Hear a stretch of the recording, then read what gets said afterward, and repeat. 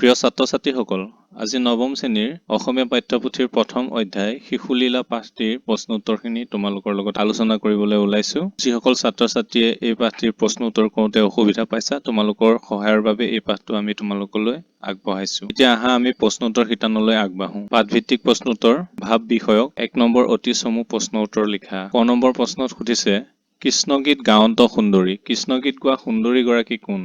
উত্তৰ, কৃষ্ণগীত গোৱা সুন্দৰীগৰাকী হ'ল যশোদা। খ, কৰ্ণত কুণ্ডল দুলে আতি। কাৰ কৰ্ণৰ কুণ্ডলৰ কথা কৈছে? উত্তৰ, যশোদাৰ কৰ্ণৰ কুণ্ডলৰ কথা কৈছে। গ, কাম্পে কোপে অৰুণ অধৰ। ইয়াত কাৰ অৰুণ অধৰৰ কথা কোৱা হৈছে? ইয়াত কৃষ্ণৰ অৰুণ অধৰৰ কথা কোৱা হৈছে। মথনিত ধৰিয়া নিষেধি। মথনি শব্দৰ অৰ্থ কি? মথনি শব্দৰ অৰ্থ হ'ল গাখীৰ ঘুটিবলৈ ব্যৱহাৰ কৰা এবিধ সঁজুলি। উঙ, নোজোৰে আঙ্গুল দুই জৰি। ইয়াত কাৰ জৰিৰ নাটনি হৈছে? উত্তৰ, শ্ৰীকৃষ্ণক বান্ধিবলৈ যশোদাৰ জৰিৰ নাটনি হৈছে। প্ৰথম চ, ৰুণজুণ কেওৰ কংকন। কাৰ কেওৰ কংকনৰ ৰুণজুণ শব্দৰ কথা ইয়াত কোৱা হৈছে? উত্তৰ, যশোদাৰ কেওৰ কংকনৰ ৰুণজুণ শব্দৰ কথা কবিতাটোত কোৱা হৈছে। 2 নম্বৰ, শিশুলীলা পাঠটিত ফুটি উঠা শ্ৰীকৃষ্ণৰ মানৱীয় ৰূপৰ বিষয়ে নিজৰ ভাষাৰে লিখা। উত্তৰ, নৱবৈষ্ণৱ ধৰ্মত শ্ৰীকৃষ্ণ স্বয়ং বিষ্ণুৰ অৱতাৰ। পৃথিৱীত অৱতাৰ লৈ শ্ৰীকৃষ্ণই নানা লীলা সম্পাদন কৰিছিল। শিশুলীলা শীৰ্ষক পাঠটিত কবিয়ে শ্ৰীকৃষ্ণৰ শৈশৱৰ লীলা বৰ্ণনা কৰিছে। কিন্তু তেনে বৰ্ণনাত কবিয়ে শ্ৰীকৃষ্ণক ভগৱানৰ অৱতাৰ হিচাপে নহয়, সাধাৰণ মানৱ শিশু হিচাপেহে অংকন কৰিছে। শংকৰদেৱৰ বৰ্ণনাত পৃথিৱীৰ অন্য শিশুৱে কৰা কাম শ্ৰীকৃষ্ণই কৰিছে। দধি মথি থকা যশোদাক কৃষ্ণই কাম কৰাত বাধা দিছে কিয়নো? শিশু কৃষ্ণৰ যে মাকৰ গাখীৰ খোৱাৰ মন, পুত্ৰৰ মন বুজি যশোদাই স্তন্যপান কৰাবলৈ লয়। সেই সময়তে গাখীৰ উঠলি পৰিবলৈ লোৱা দেখি কৃষ্ণক কোলাৰ পৰা নমাই যশোদাই দৌৰি যায়। মাকে গাখীৰ খুওৱা এৰি আধাতে উঠি গলে সাধাৰণতে শিশুৰ খং উঠে, কান্দিব ধৰে। যশোদা উঠি যোৱাটো শ্ৰীকৃষ্ণৰ খং উঠিল। খঙত তেওঁৰ ওঠ কঁপিল আৰু তেওঁৰ দাঁত কামুৰিবলৈ ধৰিলে। শিলেৰে দধিভাণ্ড ভাঙি তেওঁ নিজেও খালে আৰু বান্দৰকো খুৱালে। সাধাৰণ শিশুৰ দৰে কৃষ্ণই চুৰি কৰি অনা লৱণো উৰলৰ ওপৰত বহি পৰম তৃপ্তিৰে খোৱা দৃশ্য কবিৰ কাপেৰে সুন্দৰভাৱে নিগৰিছে। কৃষ্ণৰ এই কাণ্ডত মাকৰ বৰ খং উঠিল আৰু হাতত এছাৰি লৈ কৃষ্ণক মাৰিবলৈ আহিল। জগতৰ ঈশ্বৰ শ্ৰীকৃষ্ণ, যাক যোগীসকলে দিন ৰাতি ধ্যান কৰিও নাপায়, সেই কৃষ্ণই সাধাৰণ শিশুৰ দৰে মাকৰ ভয়ত পলাইছে। আকৌ পুত্ৰক খেদি খেদি মাক যেতিয়া ভাগৰি পৰিছে, তেতিয়া কৃষ্ণৰ এই কাণ্ডত মাকৰ বৰ খং উঠিল আৰু হাতত এছাৰি লৈ কৃষ্ণক মাৰিবলৈ আহিল। জগতৰ ঈশ্বৰ শ্ৰীকৃষ্ণ, যাক যোগীসকলে দিন ৰাতি ধ্যান কৰিও নাপায়, সেই কৃষ্ণই সাধাৰণ শিশুৰ দৰে মাকৰ ভয়ত পলাইছে। আকৌ পুত্ৰক খেদি খেদি মাক যেতিয়া ভাগৰি পৰিছে, তেতিয়া সকলো শিশুৰ দুখ লগাৰ দৰে মাকৰ ক্লান্ত অৱস্থা দেখি দুখ মনেৰে কন্দনা মোৱা হৈ কৃষ্ণই মাকক ধৰা দিছে। লৱণোভাণ্ড ভঙা বাবে মাকে তেওঁৰ মূৰ খাব বুলি ধমকি দিয়াত একেবাৰে সাধাৰণ শিশুৰ দৰে মহাভয়ত কোচমোচ খাইছে। মুঠতে শিশুলীলা পাঠটিত বৰ্ণিত শ্ৰীকৃষ্ণৰ শৈশৱৰ কৰ্মকাণ্ডসমূহ জগতৰ প্ৰত্যেকটি শিশুৱে কৰা কৰ্মকাণ্ডতকৈ অলপো বেলেগ নহয়। কবিজনাই একেবাৰে সাধাৰণ মানৱ শিশু হিচাপে শ্ৰীকৃষ্ণক অংকন কৰিছে। 3 নম্বৰ, শংকৰদেৱৰ মহত্তম সৃষ্টি কীৰ্তন ঘোষাৰ বিষয়ে এটি টোকা লিখা। উত্তৰ, কীৰ্তন মহাপুৰুষ শংকৰদেৱৰ কবিত্ব প্ৰতিভাৰ শ্ৰেষ্ঠ নিদৰ্শন, বৈষ্ণৱ সাহিত্যৰ কীৰ্তিস্তম্ভ। এই পুথিত মহাপুৰুষজনাই ভাগৱত পুৰাণৰ অনুপ্ৰেৰণাৰে অসমৰ নৱবৈষ্ণৱ ধৰ্মৰ দৰ্শন অদ্বৈত বেদান্তক সুপ্ৰতিষ্ঠিত কৰিছে। বৰ্তমানৰ কীৰ্তন ২৭টা স্বয়ংসম্পূৰ্ণ খণ্ডৰ সমষ্টি। প্ৰকাশিত কীৰ্তন ঘোষাত ২৪ অৱতাৰ, ধ্যান বৰ্ণনা, অজামিল উপাখ্যান, শিশুলীলা, ৰাসলীলা, শ্ৰীকৃষ্ণৰ বৈকুণ্ঠ প্ৰয়াণ আদিকৈ ২৯টা খণ্ড আছে যদিও শেষৰ 2 খণ্ড গুৰুজনাৰ ৰচনা নহয়। 4 নম্বৰ, শিশুলীলা পাঠটিৰ অন্তৰ্নিহিত তাৎপৰ্য বুজাই লিখা।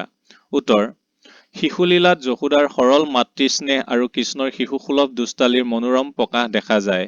এগৰাকী সাধাৰণ শিশুৰ ৰূপত শ্ৰীকৃষ্ণৰ কৰ্মৰাজিৰ বৰ্ণনা কবিৰ কাপেৰে মোহনীয় হৈ নিগৰিছে। কিন্তু কৃষ্ণৰ দুষ্ট শিশুৰূপটিৰ আঁৰত যে এগৰাকী পূৰ্ণব্ৰহ্ম ভগৱান বিৰাজ কৰিছে, সেই বিষয়ে সকীয়াবলৈও মহাপুৰুষজনাই পাহৰা নাই। যশোদাৰ বাবে কৃষ্ণ আচলৰ ধন, নয়নৰ মণি। পূৰ্ণব্ৰহ্ম ভগৱানক অকৃত্ৰিম মাতৃস্নেহেৰে বশ কৰি যশোদাই ভক্তবৎসল ভগৱানৰ মহিমা ঘোষণা কৰিছে। এয়াই শিশুলীলাৰ অন্তৰ্নিহিত তত্ত্ব। 5 নম্বৰ, তাহাংক তনয় মানিবলে যশোদা বান্ধন্ত উদুখলে। কথাষাৰৰ অন্তৰ্নিহিত তাৎপৰ্য বুজাই লিখা। উত্তৰ, প্ৰসংগ, উক্ত পদ্যভাগী আমাৰ অসমীয়া পাঠ্যপুথিৰ অসমীয়া সাহিত্য চয়নিকাৰ অন্তৰ্গত শ্ৰীমন্ত শংকৰদেৱ ৰচিত শিশুলীলা শীৰ্ষক পাঠটিৰ পৰা উদ্ধৃত কৰা হৈছে। সংগতি, শ্ৰীকৃষ্ণৰ প্ৰকৃত স্বৰূপ সম্পৰ্কে থকা যশোদাৰ অজ্ঞানতাৰ কথা কবলৈ বিচাৰি কবিয়ে ব্যাখ্যায় পদফাঁকিৰ অৱতাৰণা কৰিছে। ব্যাখ্যা শ্ৰীকৃষ্ণই মানৱ জনম লৈ যশোদাৰ পুত্ৰৰূপে সংসাৰত বসবাস কৰিছে। যশোদায়ো অপত্য স্নেহেৰে কৃষ্ণৰ প্ৰতিপালন কৰিছে। দুষ্টালি কৰিলে সাধাৰণ এগৰাকী মাতৃৰ দৰে কৃষ্ণক শাস্তিও দিছে। ঈশ্বৰৰ পূৰ্ণৰূপ হৈও কৃষ্ণই মাকৰ স্নেহ শাস্তি মূৰ পাতি লৈছে। সাধাৰণ শিশুৰ দৰে ঠেহ পাতি মাকৰ গাখীৰ খাইছে আৰু আধা খুৱাই মাক দৌৰি গৈ কামত মগ্ন হোৱা বাবে খং অভিমানত কঁপিছে।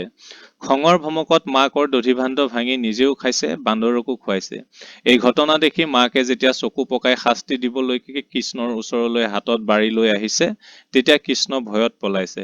খেদি খেদি ভাগৰত যশোদাই থমকি ৰৈছে আৰু মাকৰ কষ্ট সহ্য কৰিব নোৱাৰি কন্দনা মোৱা হৈ কৃষ্ণই নিজে মাকক ধৰা দিছে। খঙত যশোদাই কৃষ্ণক মূৰ ভাঙিব বুলি ধমকি দি তেওঁক উৰলত বান্ধিবৰ যত্ন কৰিছে। কিন্তু যি কৃষ্ণ স্বয়ং ভগৱান, তেওঁক জাগতিক মায়া বান্ধি ৰাখিব নোৱাৰে। যশোদাক মাতৃৰূপে স্বীকাৰ কৰিলেও তেওঁ বন্ধন স্বীকাৰ কৰা নাই। সেয়ে যশোদাই অশেষ কষ্ট কৰিও কৃষ্ণক উৰলত বান্ধিব পৰা নাই। যশোদা বিষ্ণু ভক্ত হোৱা বাবেহে কৃষ্ণই তেওঁক পুত্ৰ সুখ দিছে, কিয়নো ভগৱান ভক্তৰ অধীন। কিন্তু যশোদাই এই পৰম সত্য উপলব্ধি কৰিব নোৱাৰি সাধাৰণ মাতৃৰ দৰে কৃষ্ণক নিজ পুত্ৰ জ্ঞান কৰি শাস্তি দিবলৈ উদ্যত হৈছে। ব্যাখ্যা আৰু কবিতা ফাঁকিৰ মাজেৰে কবিয়ে এই কথাই প্ৰকাশ কৰিব বিচাৰিছে। ৬ নং প্ৰশ্নত কৈছে, নাহি আদি অন্ত পূৰ্বাপৰ পূৰ্ণ ব্ৰহ্ম জগত ঈশ্বৰ। ইয়াত কবিয়ে শিশু কৃষ্ণৰ ঐশ্বৰিক গুণৰ প্ৰকাশ কেনেদৰে কৰিছে বুজাই লিখা। উত্তৰ: কবি শংকৰদেৱ নৱবৈষ্ণৱ ধৰ্মৰ প্ৰচাৰক। তেওঁ বিষ্ণুৰ উপাসক। অলপ সুৰুঙা পালে তেওঁ উপাস্য দেৱতা কৃষ্ণৰ মধুৰ মূৰ্তি আৰু ভুৱনমোহন ৰূপৰ অংকন তথা তেওঁৰ শ্ৰেষ্ঠত্বৰ বৰ্ণনাত মগ্ন হয়। প্ৰশ্নোত্থিত পদফাঁকিটো কৃষ্ণৰ শিশু ৰূপটিৰ আঁৰত যে পূৰ্ণব্ৰহ্ম ভগৱান বিৰাজ কৰিছে তাকেই স্পষ্ট কৰিব বিচাৰিছে। শ্ৰীকৃষ্ণ জগতৰ ঈশ্বৰ। পৃথিৱীত মানৱ জনম ললেও তেওঁৰ মহিমাৰ অন্ত নাই। তেওঁ কালৰ ঊৰ্ধ্বত। তেওঁৰ জন্মও নাই, মৃত্যুও নাই। তেওঁৱেই অনাদি অনন্ত ভগৱন্ত। তেওঁৱেই পূৰ্ণব্ৰহ্ম। জগতত থাকিলেও জাগতিক মায়ে তেওঁক বান্ধি ৰাখিব নোৱাৰে। পৃথিৱীত তেওঁ যশোদাক মাতৃৰূপে স্বীকাৰ কৰিলেও বন্ধন স্বীকাৰ কৰা নাই। সেয়ে যশোদাই অশেষ কষ্ট কৰিও তেওঁক উৰলত বান্ধিব পৰা নাই। কিন্তু যশোদা পৰম বিষ্ণু ভক্ত। সেয়ে ভক্তবৎসল ভগৱানে তেওঁৰ স্নেহৰ বশ্যতা স্বীকাৰ কৰিছে। মায়ামোহত আবদ্ধ হৈ তেওঁ জগতত পুত্ৰৰ কৰ্তব্য পালন কৰি থকা নাই, বৰং ভক্তৰ মনোবাঞ্ছা পূৰণৰ অৰ্থেহে স্বয়ং পূৰ্ণব্ৰহ্মই মানৱী লীলা গ্ৰহণ কৰিছে। ৭ নম্বৰ ব্যাখ্যা কৰা। জাক যোগী নপাৱে ধ্যানত হেন হৰি পলান্ত ভয়ত। উত্তৰ: প্ৰসংগ। উক্ত পদ্যফাঁকি আমাৰ অসমীয়া পাঠ্যপুথি অসমীয়া সাহিত্য চয়নিকাৰ অন্তৰ্গত শ্ৰীমন্ত শংকৰদেৱ ৰচিত শিশুলীলা শীৰ্ষক পাঠটিৰ পৰা উদ্ধৃত কৰা হৈছে। সংগতি: শ্ৰীকৃষ্ণৰ মহিমা বৰ্ণনা কৰিবলৈ গৈ কবিয়ে ব্যাখ্যায় পদফাঁকিৰ অৱতাৰণা কৰিছে। ব্যাখ্যা: শ্ৰীকৃষ্ণ জগতৰ ঈশ্বৰ।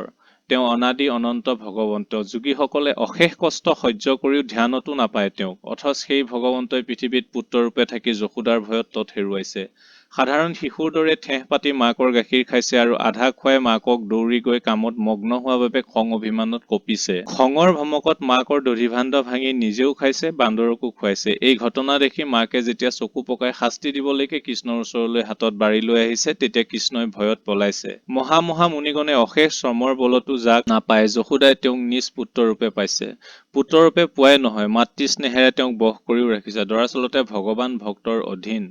মহামুনিগণে নোপোৱা কৃষ্ণক যশোদাই ভক্তিৰ বলতহে পুত্ৰৰূপে পাইছে। ব্যাখ্যায় পদফাঁকিৰ অন্তৰ্নিহিত কথা এয়াই। খ.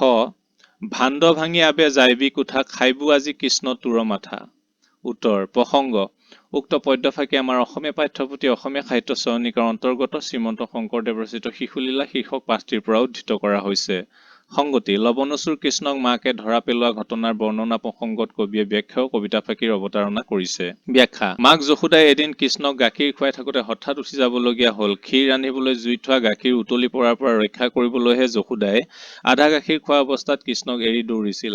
কৃষ্ণৰ খং উঠিল আৰু মাক অন্যফালে থাকোতে কোঠাত প্ৰৱেশ কৰি শিলেৰে দধিভাণ্ড ভাঙি পেলায়। আনকি পাত্ৰত থকা দৈ চৌদিশে ছটিওৱাই নহয়, বান্দৰকো খুৱালে। মাকে ভঙা পাত্ৰ দেখিয়েই বুজিলে যে সেয়া পুত্ৰৰ কাম বুলি। এছাৰি লৈ কৃষ্ণক মাৰিবলৈ যশোদাই খেদি আহিল। ভয়ত কৃষ্ণ পলাল। বহু সময় দৌৰিও যশোদাই পুতেকক ধৰিব নোৱাৰিলে। মাকৰ কষ্ট দেখি সহিব নোৱাৰি কৃষ্ণই কন্দনা মোৱা হৈ মাকৰ হাতত নিজে ধৰা দিলে। দুখ ভাগৰত যশোদাই কৃষ্ণৰ মূৰ ভাঙিব বুলি কৈ বান্ধিব খোজে। ব্যাখ্যায় কবিতা ফাঁকিৰে কবিয়ে এনে সুন্দৰ দৃশ্যকেই অংকন কৰিছে। ব্যাখ্যা গ. পাছে পাছে যশোদাক হেদন্ত, ভয়ে লাগো মাওক নেদণ্ড। প্ৰসংগ একেই হ'ব আগৰ কেইটাৰ দৰে। সংগতি: লৱণাসুৰ কৃষ্ণক মাকে ধৰা পেলোৱাত ভীতিগ্ৰস্ত কৃষ্ণই পলায়ন কৰা কথা কবলৈ গৈ কবিয়ে ব্যাখ্যায় কবিতা ফাঁকিৰ অৱতাৰণা কৰিছে। ব্যাখ্যা: মাক যশোদাই এদিন কৃষ্ণক গাখীৰ খুৱাই থাকোঁতে হঠাৎ উঠি যাবলগীয়া হ'ল। ক্ষীৰ ৰান্ধিবলৈ জুইত থোৱা গাখীৰ উতলি পৰাৰ পৰা ৰক্ষা কৰিবলৈহে যশোদাই আধা গাখীৰ খোৱা অৱস্থাত কৃষ্ণক এৰি দৌৰিছিল। এই কথাখিনি আগৰ কেইটাৰ দৰে একেই হয় প্ৰায়। তোমালোকে এই পৃষ্ঠাটো স্ক্ৰীনশ্বট মাৰি লৈ পেলাই লিখিব পাৰিবা। 8 নম্বৰ কৈছে শিশুলীলা পাঠৰ আধাৰত কৃষ্ণৰ নানা ধৰণৰ কাৰ্যৰ বিষয়ে নিজৰ ভাষাৰে বিৱৰি লিখা। এই প্ৰশ্নটোৰ উত্তৰ 2 নম্বৰ প্ৰশ্নটোৰ উত্তৰৰ সৈতে একেই। তোমালোকে 2 নম্বৰ প্ৰশ্নৰ উত্তৰটো মনত ৰাখিলে এইটো প্ৰশ্নৰ উত্তৰো মনত ৰখা হ'ব। সেইকাৰণে তোমালোকে 2 নম্বৰটোৱে 8 নম্বৰটোৱে একেলগে প্ৰশ্নটো লিখি পেলাই উত্তৰ লিখিব পাৰিবা। 9 নম্বৰ মহাকূপে কোঠা পখিলন্ত হিংসিৰাই লৱণো ভুঞ্জন্ত। কোনে অতি খঙেৰে কোঠাত সোমাইছিল? তেওঁ কিয় লৱণবোৰ চাৰিওফালে ছটিয়াই খাইছিল বুজাই লিখা। উত্তৰ শ্ৰীকৃষ্ণই অতি খঙত কোঠাত সোমাইছিলহি। এদিনাখন যশোদাই দধি মঠিয়াছিল। সেই সময়তে কৰবাৰ পৰা আহি কৃষ্ণই মথনিত ধৰি মাকক কাম কৰাত বাধা দিলে কিয়নো কৃষ্ণৰ মাকৰ গাখীৰ খাবলৈ মন। যশোদায়ো কাম এৰি হাঁহি মুখে পুত্ৰক কোলাত লৈ স্তন্যপান কৰাবলৈ ধৰিলে। তেন্তে গাখীৰ উঠলি পৰিব খোজা দেখি কৃষ্ণক কোলাৰ পৰা নমাই থৈ যশোদাই দৌৰি সেইপিনে গ'ল। মাকে গাখীৰ খোৱা এৰি আধাতে দৌৰা কাৰণে কৃষ্ণৰ খং উঠিল। তেওঁৰ সূৰ্যৰ দৰে ওঠ কঁপিবলৈ ধৰিলে আৰু খঙত তেওঁ দাঁত কামুৰিবলৈ ধৰিলে। মাকৰ ওপৰত উঠা খঙৰ ভমকত শিলেৰে তেওঁ দধি ভাণ্ড ভাঙিলে। অকল সেয়াই নহয়, সিকিয়াত থকা পাত্ৰৰ পৰা লৱণো চুৰি কৰি আনি নিজেও খালে আৰু বান্দৰকো খোৱালে।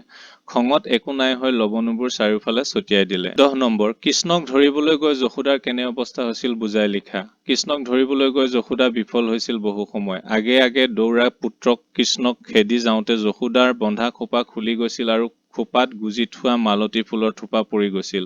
কঁকাল বিষাই গৈছিল আৰু ভাগৰত কাহিল হৈ গৈছিল যশোদা। ভাষা বিষয়ক তলত দিয়া শব্দবোৰৰ এটা বা দুটাকৈ সমাৰ্থক শব্দ লিখা। কৰ্ণ কাণ, অৰুণ সূৰ্য বা ৰবি, দধি দৈ, বস্ত্ৰ কাপোৰ বসন, বদন মুখ মুখমণ্ডল, লৱণো মাখন নৱনীত, কূপ ক্ৰোধ ৰোষ, দশন দাঁত, দুগ্ধ গাখীৰ, স্তন্য ঈশ্বৰ ভগৱান প্ৰভু। তলৰ পুৰণি অসমীয়া শব্দবোৰৰ আধুনিক ৰূপ লিখা। উত্তৰ তাহাংক তেওঁক, নোজোৰে নাটে খহি খহি, ৰহিল ৰোল, আশী আহি, ভৈলা হ'ল, আসন্ত আহিব, শিলায়ে শিলেৰে, কাম্পে কপে, মাওক মাকক, বহি বহি, প্ৰয়াসী যত্ন কৰি, খেদন্ত খেদিলে। তলৰ শব্দকেইটাত কি কি কাৰণত মূৰ্ধন্য ণ আৰু মূৰ্ধন্য ষ হৈছে বুজাই লিখা। উত্তৰ অৰুণ একেটা পদতে থকা ৰি ৰ আৰু মূৰ্ধন্য শৰ পাছত থকা দন্ত্যন্য ন মূৰ্ধন্য ন হয়। কংকন কংকন শব্দটোত স্বাভাৱিকতে মূৰ্ধন্য ন হৈছে। কৰ্ণ আৰু শ্ৰেণী এই দুইটা একেটা নিয়মে খাটিছে। সেইটো নিয়ম হৈছে একেটা পদতে থকা ৰি ৰ আৰু মূৰ্ধন্য শৰ পাছত থকা দন্ত্য ন মূৰ্ধন্য ন হয়। ভাণ্ড মূৰ্ধন্য ত বৰ্গৰ কোনো বৰ্ণৰ লগত যুক্ত হলে দন্ত্য ন মূৰ্ধন্য ন হয়।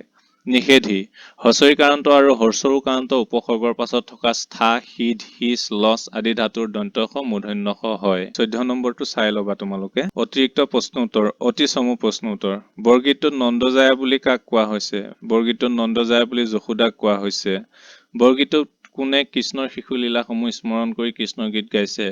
যশোদাই। সৌম বস্ত্ৰ পিন্ধি দিব্যক আছে। সৌম বস্ত্ৰ মানে কি? সৌম বস্ত্ৰ মানে পাট কাপোৰ। শ্ৰম জলে উজ্জ্বল বদন ইয়াত ভাগৰত কাৰ শৰীৰ জিলিকি উঠাৰ কথা কোৱা হৈছে? ইয়াত ভাগৰত যশোদাৰ শৰীৰ জিলিকি উঠাৰ কথা কোৱা হৈছে।